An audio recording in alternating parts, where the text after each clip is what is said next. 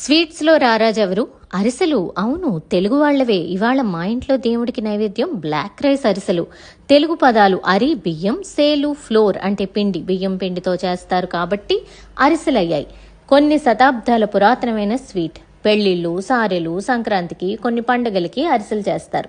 కానీ తమిళనాడులోని తంజావూరులో పుట్టిందని అంటారు. అప్పట్లో తమిళ తెలుగు రాష్ట్రాలు ఆల్మోస్ట్ ఒకేలా ఉండేవి. నాగేశ్వరరావు ఆలయంలో మొదటిసారి చేశారు. దేవుడికి కొన్ని ప్రత్యేక రోజుల్లో నైవేద్యంగా పెడతారు. నేను కాంచీపురంలో కూడా చూశాను.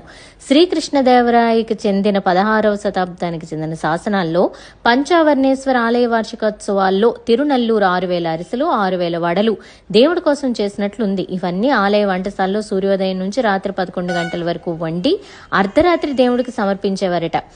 ఇవి నేతితో వండితే మంచిదని ఆయుర్వేద ఎక్స్పర్ట్స్ చెప్తారు. పాపాయి అడుగులేస్తే అరిసెల మీదే నడిపిస్తారు. వామునీళ్ళని తాగితే ఇవి తిని హాని ఉండదని ఆయుర్వేద ఎక్స్పర్ట్స్ డాక్టర్ జీవి పూర్ణచంద్రు చెప్పారు. అళివేని నీ చేతి అతిరస రుచి, రసజ్ఞానందమాయే నేమనగవచ్చు అని ఒక కవి అన్నారట. ఇది arisel story. To know more, follow spices with stories.